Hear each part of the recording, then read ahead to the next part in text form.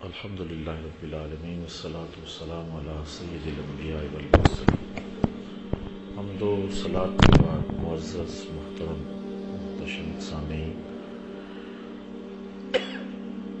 کتنے دنوں سے باب المعجزات ہی چل رہا ہے اور حضور علیہ السلام کے معجزات آپ کے سامنے رکھے جا رہے ہیں۔ حضرت سہل بن حنظلیہ رضی اللہ تعالی عنہ روایت کرتے ہیں کہ انہم ساروا مع رسول اللہ صلی اللہ علیہ وسلم یوم حنین فاطنبوا السیر حتی کان عشیہ، کہ حضور علیہ السلام کے ساتھ غزوہ حنین کے موقع پہ لوگ سفر میں تھے اور سفر کافی لمبا ہو گیا حتیٰ کہ عشاء کا وقت ہو گیا۔ فجاء فارس، ایک سوار آیا، فقال یا رسول اللہ صلی اللہ علیہ وسلم انی طلعت علی جبل کذا و کذا، کہ میں اس پہاڑ پر دیکھ کر کے آیا ہوں۔ اس نے ساری تفصیلات بتائی کہ یہ میں نے دیکھا ہے۔ فاذا انا بحوازن علی بکرۃ ابیہم بزؤنہم ونعیمہم اجتمعوا الی حنین، پھر قبیلہ حوازن جو ہے وہ اپنے بچوں کو، جوانوں کو، بوڑھوں کو، اونٹوں کو اور اپنے جانوروں کو، ساز و سامان کو لے کر کے سارا قافلہ جو ہے وہ میدان میں جمع ہے۔ یعنی اس نے خبر دی حضور کو کہ دشمن کا لشکر بہت سارا ہے، اور قبیلہ حوازن جس کے ساتھ ٹکراؤ ہوا تھا حنین میں، وہ اپنے سارے لاؤ لشکر کے ساتھ اور بچوں اور بوڑھوں کے ساتھ، جوانوں اور مردوں اور عورتوں کے ساتھ وہ میدان میں جمع ہے۔ فتبسم رسول اللہ صلی اللہ علیہ وسلم، حضور مسکرا پڑے، وقال، اور فرمایا تلک غنیمت المسلمین غدا انشاء اللہ تعالی، فرمایا کل یہ تمہارے لیے سب کچھ مال غنیمت ہوگا، یہ سب کچھ کل تمہارے لیے مال غنیمت ہوگا جو یہاں جمع ہے۔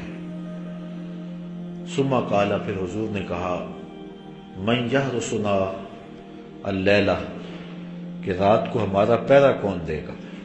حضور نے فرمایا رات کو ہمارا پہرا کون دے گا؟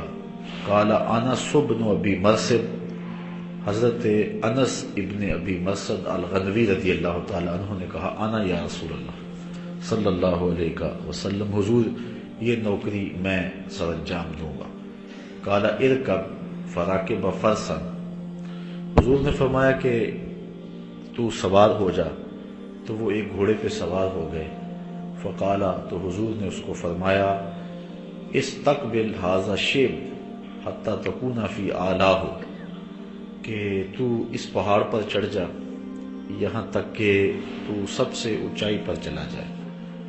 فلما اصبحنا، وہ پہرا دینے کے لیے چلے گئے اور لوگ سو گئے۔ کہتے ہیں جب صبح ہوئی خرج رسول اللہ صلی اللہ علیہ وسلم الی مصلاہ، تو حضور نماز کے لیے نکلے۔ فرکع رکعتین، تو حضور نے 2 رکعتیں پڑھی، فجر کی 2 سنتیں۔ ثم قال، پھر فرمایا هل حسستم فارسکم، وہ رات جو ہم نے سوار بھیجا تھا تم نے اس کو آتے جاتے محسوس کیا ہے؟ تو لوگوں نے کہا فقال رجل یا رسول اللہ ما حسسنا، کہ ہم نے اس کو محسوس نہیں کیا۔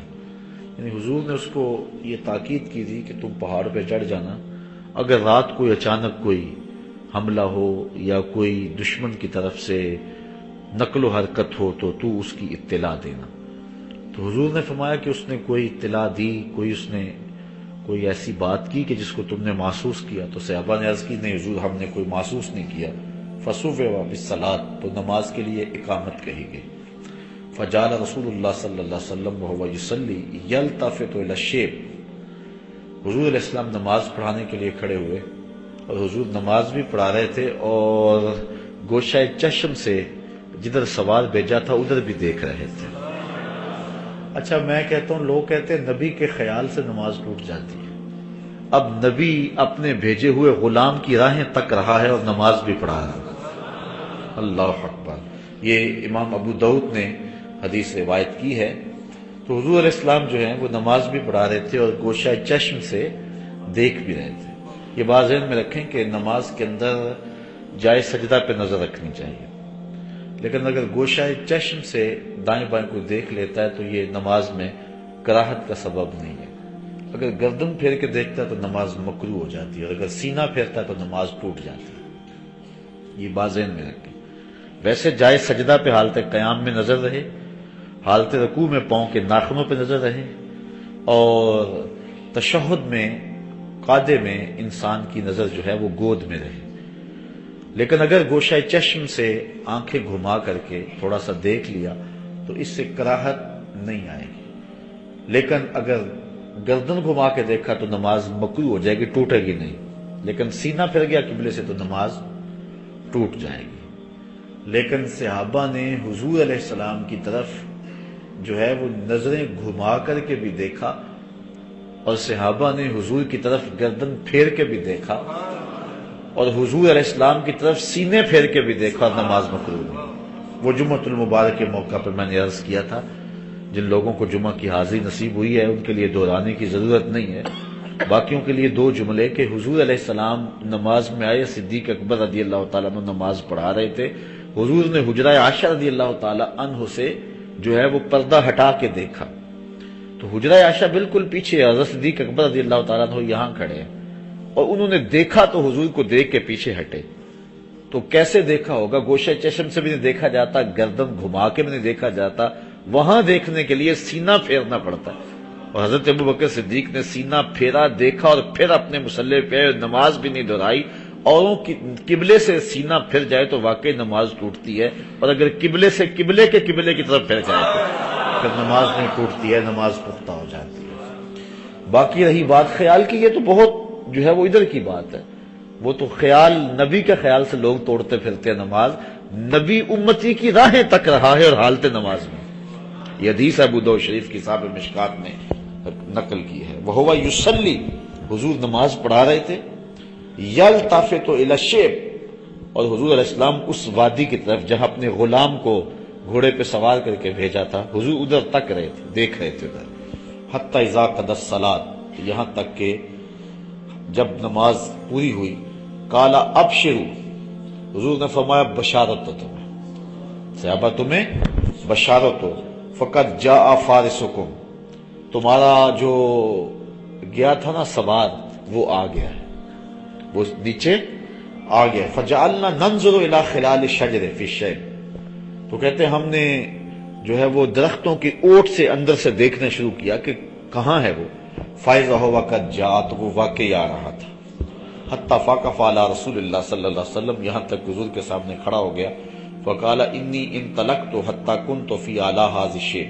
حضور میں چلتا رہا یہاں تک کہ چوٹی پر پہنچ گیا، فاذا هو قد جاء حتی وقف علی رسول اللہ صلی اللہ علیہ وسلم، اچھا ایسو امرنی رسول اللہ صلی اللہ علیہ وسلم، یہاں تک مجھے حضور نے حکم دیا تھا، فلما اصبحت طلعت الشیبین، اور جب میں صبح کی تو میں نے دونوں جو ہے وہ وادیوں کو دیکھا، کلہما، فلم ارى احدا، تو میں نے کسی کو نہیں دیکھا، کسی لشکر کو نہیں دیکھا، فقال له رسول اللہ صلی اللہ علیہ وسلم، حضور علیہ السلام نے فرمایا حل نزلت اللیلۃ، کیا تو رات کو نیچے اترا تھا اپنے گھوڑے سے، یا ساری رات ہی پہرا دیتا رہا؟ قال اللہ، کہا نہیں حضور، آپ کا حکم تھا، میں گھوڑے سے نیچے اترا ہی نہیں، آپ کا جو حکم تھا اس لیے میں گھوڑے سے نیچے نہیں اترا، الا مصلیا، ہاں نماز کے لیے اترا تھا، او قاضی حاجت، یا قضاء حاجت کے لیے اترا تھا۔